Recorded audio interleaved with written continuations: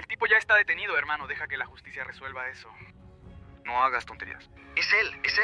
Lo estoy viendo. Déjalo pasar, amigo. Quédate en la línea si quieres oír el disparo que le daré a ese hijo de... ¿Gary?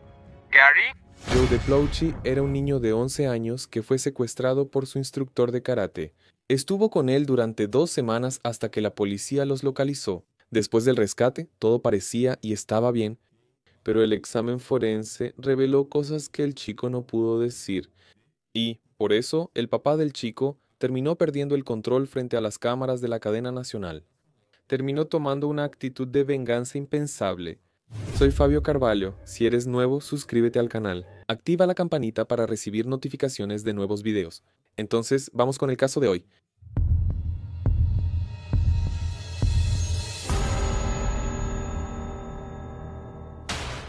En el año de 1983, Joe DePlouchy era un niño de 10 años, hijo de Gary y June Plouchy.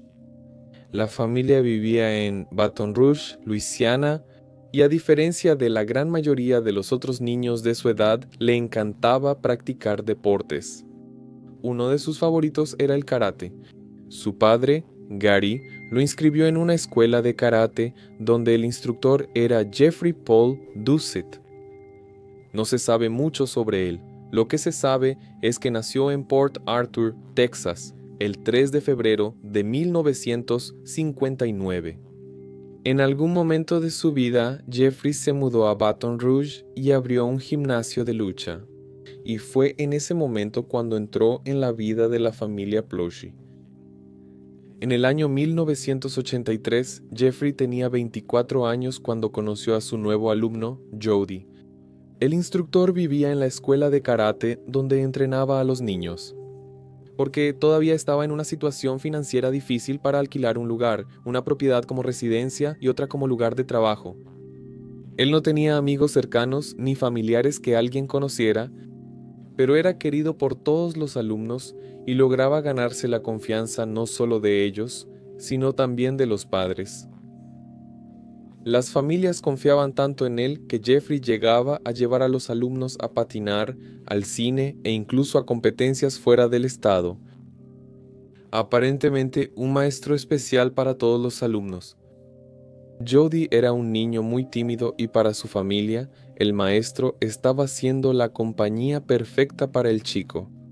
En cierta ocasión, Jeffrey fue invitado a ir a la casa de los Ploucher para una cena familiar.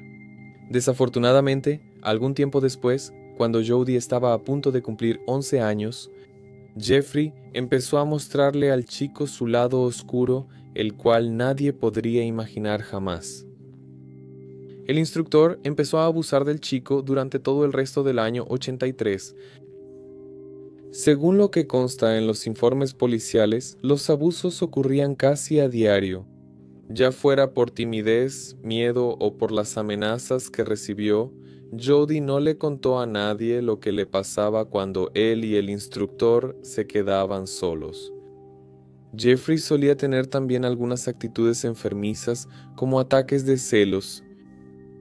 Te gusta más tu papá que yo. Hago todo por ti, soy más que un padre. Jody pasó por diversas situaciones hasta que el 19 de febrero de 1984, Jeffrey, que en ese entonces estaba a punto de ser llamado a declarar por haber emitido una cantidad significativa de cheques sin fondos, y además estaba a punto de perder el gimnasio, secuestró a Jody y lo llevó a un hotel en California. Ese día, el chico tardó mucho en regresar a casa después de salir con el instructor y al llegar al gimnasio, Gary vio que todo estaba cerrado. Como era común, a veces los chicos salían con el profesor. Esperó un poco más, pero las horas pasaron y no aparecieron. Inmediatamente, Gary y June llamaron a la policía. Durante los días siguientes, en esa habitación de hotel, Jody fue abusado varias veces. Y apenas 10 días después, el 29 de febrero de 1984, Jeffrey dejó que el chico llamara a su familia para decir que estaba bien. Esa era la llamada más esperada, porque la policía ya estaba lista para rastrear cualquier llamada. Gary se mantuvo en la línea el tiempo necesario para que se identificara el origen de la llamada y así, ese mismo día, Jode fue rescatado y Jeffrey arrestado. Jeffrey había teñido el cabello del chico de negro como un intento de disfraz, y hasta ese momento, tanto la policía como las familias pensaban que el secuestro era solo obra de un hombre loco que quería usar a Jode como un hijo. Pero fue en la comisaría, a través de los exámenes de cuerpo de delito, que toda la barbaridad fue revelada. Jode afirmó los meses de abuso que sufrió. Dijo también que para él todo era muy obvio, que él no podía entender por qué nadie descubría lo que él estaba pasando y, incluso con 11 años, él ya sabía que todo estaba mal, pero no podía contarle nada a nadie, porque sufría amenazas constantes de Jeffrey. Y fue por eso que él esperó a que todos lo descubrieran. Gary, a los 38 años, entró en pánico. No se puede imaginar lo que pasaba por su cabeza al darse cuenta de que ese hombre, en quien había confiado a su hijo, que incluso lo había invitado a cenar en su casa, llevaba 1 año abusando del niño. Durante los días siguientes, Jeffrey fue interrogado y admitió que él también había sido abusado cuando era niño, hasta que él mismo empezó a hacer eso con otros. 2 semanas después del arresto, el 17 de marzo, Jeffrey, escoltado por policías, voló de California al aeropuerto metropolitano de Baton Rouge para ser juzgado allá en los días siguientes. Gary era amigo de un empleado de WBRZ Televisión y no se sabe con certeza si ese empleado le comentó a Gary o si Gary le preguntó a ese amigo si sabía cuándo llegaría Jeffrey al aeropuerto para el juicio. Lo que sí se sabe es que la información fue transmitida, con la hora exacta de llegada del vuelo y por cuál pasillo pasaría Jeffrey.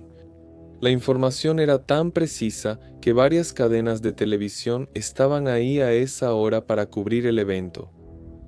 Así que, durante esa noche, Gary, disfrazado, usando una gorra y lentes oscuros, se quedó en el teléfono público del aeropuerto hablando con un amigo, mientras esperaba que Jeffrey pasara. Amigo, estoy listo para hacer una tontería. ¿Qué tontería? ¿Dónde estás? Estoy aquí en el aeropuerto esperando a que pase ese hijo de puta que abusó de mi hijo. ¿Qué vas a hacer? Ya está preso, deja que la justicia actúe. No hagas tonterías. No hagas una tontería. ¿Es él? Lo estoy viendo. Déjalo pasar, amigo. Si quieres, quédate en la línea para oír el disparo. ¿Gary? ¿Gary? Gary había sacado un arma y le había disparado a Jeffrey. Los policías agarraron a Gary, que por unos minutos era solo un desconocido, hasta que uno de ellos lo reconoció y dijo: ¿Por qué, Gary? ¿Por qué? Gary fue arrestado en flagrancia y acusado de asesinato en segundo grado. Jeffrey fue llevado al hospital, pero no resistió a las heridas y murió a la mañana siguiente. Mientras estaba en prisión, Gary fue evaluado por profesionales de la salud mental y se concluyó que sufrió un colapso mental. Esto ocurrió después de descubrir que su hijo había sido abusado físicamente. Él insistía en decir que una voz en su cabeza le decía que tenía que matar a Jeffrey, porque si no lo hacía, el instructor volvería a cometer el mismo crimen contra su hijo. Después del juicio, Gary recibió una sentencia de 7 años en régimen cerrado más 5 en libertad condicional, además de 300 horas de servicios comunitarios. En varias entrevistas que Gary dio, él siempre decía que no se arrepintió de lo que hizo y que si pudiera volver en el tiempo, lo haría todo otra vez. En 2011, Gary sufrió un derrame cerebral y después del segundo derrame, el 23 de octubre de 2014, a los 68 años, falleció.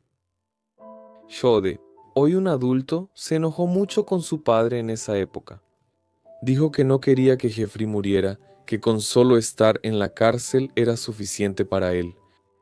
Pero con el paso del tiempo logró restablecer su relación con su padre. y tanto su padre como su madre lo ayudaron mucho en la etapa de recuperación psicológica que también se extendió durante la adultez.